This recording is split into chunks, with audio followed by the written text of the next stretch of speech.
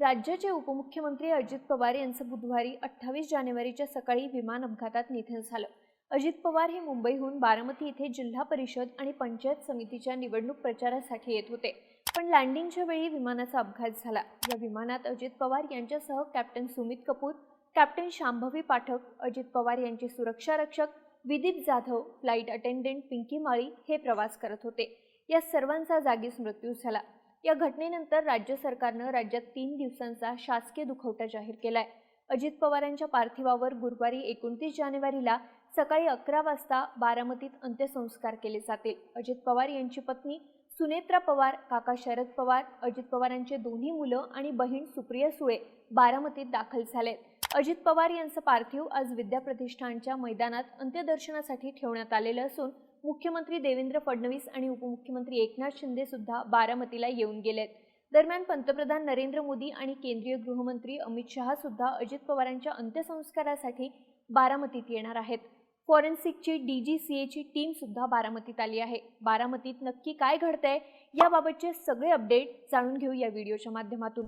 अजित पवारांचं पार्थिव आज बारामतीच्या विद्याप्रतिष्ठान इथे अंतिम दर्शनासाठी ठेवण्यात आलंय। नागरिकांना रात्री उशिरापर्यंत त्यांच्या पार्थिवाचं दर्शन घेता येईल। सध्या तिथे कार्यकर्त्यांची प्रचंड गर्दी जमली आहे। उद्या म्हणजे गुरुवारी सकाळी 9 वाजता गदिमा सभागृहापासून अंत्ययात्रेला सुरुवात होईल। दादांची अंत्ययात्रा ही बारामतीतल्या विद्याप्रतिष्ठान चौक आणि भिगवण रोड सेवा रस्त्यावरून जाणार आहे। अजित पवारांच्या पार्थिवावर सकाळी 11 वाजता विद्याप्रतिष्ठानच्या मैदानावर संपूर्ण शासकीय इतमात अंत्यसंस्कार पार पडतील। घटनेची माहिती मिळाल्यानंतर मुख्यमंत्री देवेंद्र फडणवीस आणि उपमुख्यमंत्री एकनाथ शिंदे बारामतीला दाखल झाले होते। त्यांनी बारामतीच्या मेडिकल कॉलेजमध्ये सुनेत्रा पवार यांची भेट घेत त्यांचं सांत्वन केलं। त्यानंतर ते मुंबईला रवाना झाले। पंतप्रधान नरेंद्र मोदी यांनी शरद पवारांना फोन करून आपल्या संवेदना व्यक्त केल्या। उद्या अजित पवारांच्या अंत्यसंस्कारासाठी देशाचे पंतप्रधान नरेंद्र मोदी आणि गृहमंत्री अमित शहा उपस्थित राहणार आहेत। दुसरीकडे राष्ट्रवादी काँग्रेसचे कार्याध्यक्ष प्रफुल्ल पटेल, प्रदेशाध्यक्ष सुनील तटकरे, मंत्री हसन मुश्रीफ, धनंजय मुंडे, छगन भुजबळ आणि राष्ट्रवादीचे जवळपास सगळेच नेते अजित पवारांना श्रद्धांजली वाहण्यासाठी विद्याप्रतिष्ठान येथे उपस्थित आहेत। तर मनसे अध्यक्ष राज ठाकरे सुद्धा मुंबईहून बारामतीकडे निघाल्याची माहिती आहे। अजित पवार यांच्या निधनानंतर बारामती पूर्ण बंद असून बारामतीतल्या व्यापाऱ्यांनीही कडकडीत बंद पाळण्याचा निर्णय घेतलाय। त्याचबरोबर राज्यात इतर अनेक ठिकाणीही बंद पाळला जातोय। पुणे महानगरपालिका प्रशासनानं शहरातल्या अत्यावश्यक सेवा वगळता इतर सर्व आस्थापनं बंद ठेवण्याचा निर्णय घेतला। महत्त्वाची बाजारपेठ असलेलं पुणे मार्केट यार्ड सुद्धा 2 दिवस बंद ठेवण्यात येणार असल्याची माहिती व्यापारी असोसिएशनने दिली आहे। अजित पवारांचं अंतिम दर्शन घेण्यासाठी विद्याप्रतिष्ठानच्या मैदानावर विशेष व्यवस्था करण्यात आली आहे। या घटनेची माहिती समोर आल्यानंतर राज्याच्या कानाकोपऱ्यातून कार्यकर्ते बारामतीमध्ये दाखल व्हायला सुरुवात झाली आहे। अजित पवार यांच्या काटेवाडी गावात आज एकही चूल पेटलेली नाही। दादांच्या दुःखद निधनाची बातमी त्यांच्या आईला कळू नये म्हणून जवळच्या लोकांनी प्रयत्न केले। त्याबाबत बोलताना अजित पवारांच्या फार्म हाऊसचे व्यवस्थापक संपत धायगुडे यांनी माहिती दिली की सकाळी 7 वाजता नेहमीप्रमाणे अजितदादांच्या आई फार्म हाऊसवरती टीव्ही पाहत होत्या। मी त्यांना नाश्ता देण्याची तयारी करत होतो।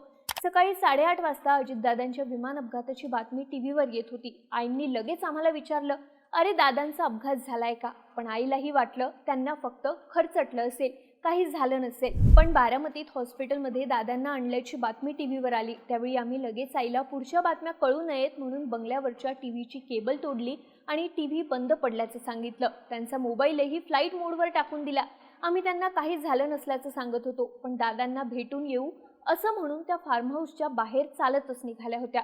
ड्रायव्हरनं गाडी बंद पडल्याचंही सांगितलं, पण त्यांनी ऐकलं नाही। शेवटी नाईलाजानं त्यांना आम्ही बारामती इथल्या बंगल्यावर घेऊन गेलो, अशी माहिती संपत धायगुडे यांनी दिली आहे। विशेष म्हणजे अजित पवार 4 दिवसांपूर्वीच त्यांच्या फार्म हाऊसवर आईला भेटण्यासाठी आले होते। शनिवारी सकाळी 7:30 वाजता ते फार्म हाऊसवर आले होते। त्यांनी आईसोबत पाऊण तास गप्पा मारल्या होत्या। यासोबत आणखी एक अपडेट म्हणजे अजित पवारांच्या विमानाच्या अखेरच्या क्षणांचा व्हिडिओ आता समोर आलाय। हा व्हिडिओ जळगाव सुपे इथल्या निशा सचिन खोमणे या 11 वर्षाच्या मुलीनं आपल्या मोबाईलमध्ये टिपल्याची माहिती आहे। निशा ही आपल्या घरी असताना तिला अचानक आकाशात विमान घिरट्या घालत असल्याचा मोठा आवाज ऐकू आला। सतत घिरट्या घालत असलेलं विमान पाहून ती घराबाहेर आली आणि तिने मोबाईल कॅमेऱ्यात ही संपूर्ण घटना रेकॉर्ड केली। काही वेळातच या विमानाचा अपघात झाल्याची बातमी समोर आली। सध्या हा व्हिडिओ सोशल मीडियावर वेगाने व्हायरल होत असून हा व्हिडिओ अपघाताच्या काही क्षणाआधीचा असल्याचा दावा केला जातोय, ज्यामध्ये विमान हवेत घिरट्या घालतोय। सध्या या विमान अपघाताबाबत अनेक शंका कुशंका व्यक्त करण्यात येत आहेत। चौकशीचे आदेश देखील देण्यात आलेत। विमान अपघातानंतर सिव्हिल एव्हिएशनचं पथक बारामतीत दाखल झालंय, तसंच फॉरेन्सिक टीम देखील दाखल झालीय। त्यामुळे या संदर्भातील माहिती काय समोर येते ते पाहणं महत्त्वाचं असेल।